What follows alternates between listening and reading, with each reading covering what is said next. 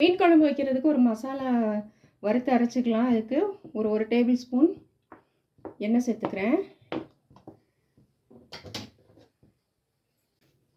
எண்ணெய் சூடேறினதும் ஒரு அரை டீஸ்பூன் வெந்தயம் சேர்த்துக்கிறேன். ஒரு ஸ்பூன் சீரகம், அரை ஸ்பூன் மிளகு சேர்த்துக்கிறேன். ஒரு கொத்து கருவேப்பிலை,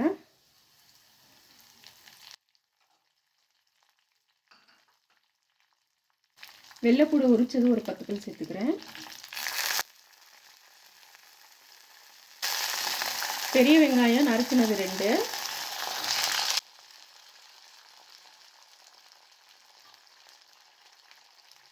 அதோட 3 தக்காளி நறுக்கி வச்சுருக்கேன் சேர்த்து நல்லா வதக்கிக்கலாம்.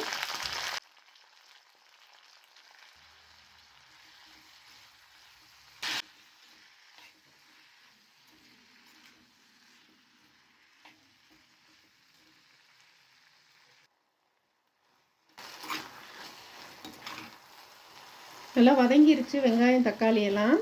ஸ்டவ் ஆஃப் பண்ணிக்கலாம்.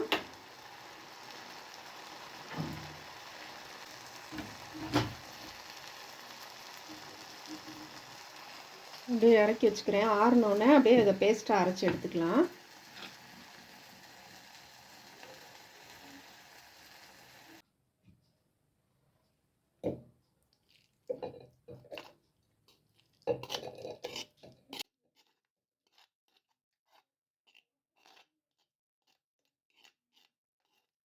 வதக்கி வச்சுருக்கிற வெங்காயம் தக்காளி நல்லா ஆறிடுச்சு. இப்போ ஜாரில் சேர்த்து பேஸ்ட்டாக அரைச்சி எடுத்துக்கலாம்.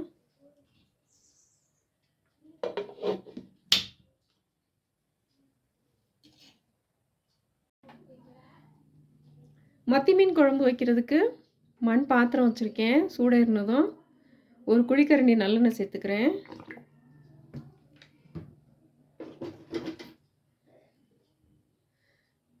ஒரு 1/4 ஸ்பூன் சீரகம், ஒரு 1/4 ஸ்பூன் வெந்தயம், ரெண்டும் சேர்ந்துருக்கேன் தாளிக்கிறதுக்கு. ஒரு கொத்து கருவேப்பிலை,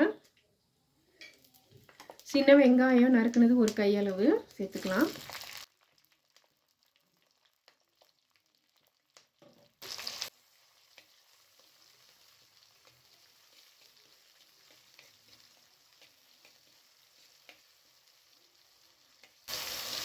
வெங்காயம் நல்லா பொன்னிறமாக வதங்கி வரட்டும். அது வரைக்கும் நல்லா வதக்கிக்கிறேன்.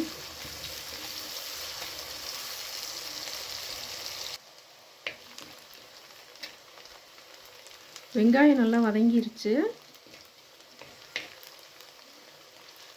குழம்புக்கு தேவையான மசாலா தூள் சேர்த்துக்கலாம். ஒரு 1/4 ஸ்பூன் மஞ்சள் தூள் சேர்த்துக்கிறேன். அரை ஸ்பூன் தனி மிளகாத்தூள் சேர்த்துக்கிறேன். 2 ஸ்பூன் குழம்பு மிளகாத்தூள் சேர்த்துக்கிறேன்.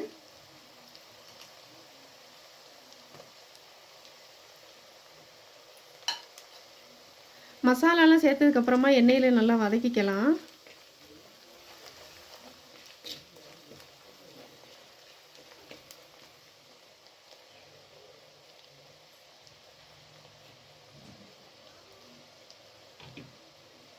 மசாலா நல்லா வதங்கிருச்சு. வறுத்து அரைச்ச தக்காளி வெங்காயம் பேஸ்ட்டு சேர்த்துக்கிறேன்.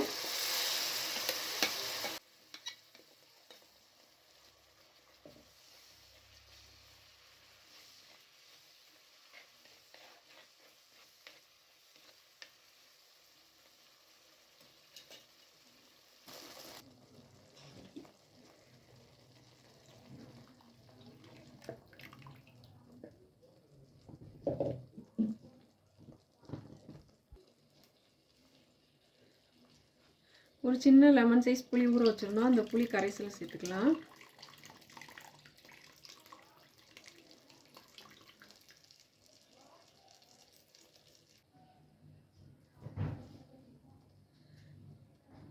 உப்பு ஒரு ஸ்பூன் சேர்த்துக்கிறேன்.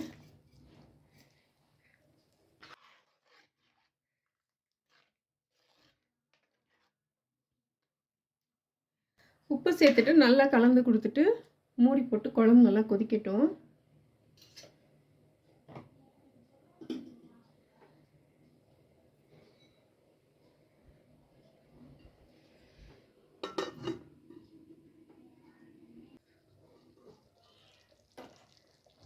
குழம்பு நல்லா கொதிச்சிருச்சு.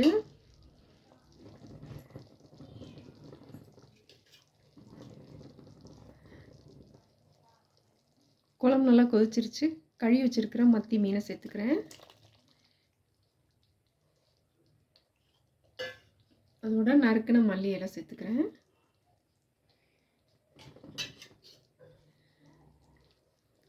கலந்து விட்டு ஒரு 5 நிமிஷம் குழம்பு நல்லா கொதிக்கட்டும்.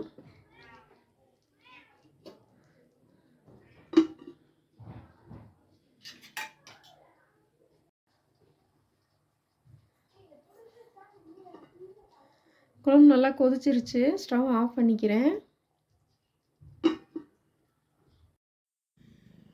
நல்ல சுவையான மத்தி மீன் குழம்பு ரெடி ஆயிடுச்சு. 4 பேர் தாராளமாக சாப்பிடக்கூடிய அளவுக்கு செஞ்சுருக்கேன்.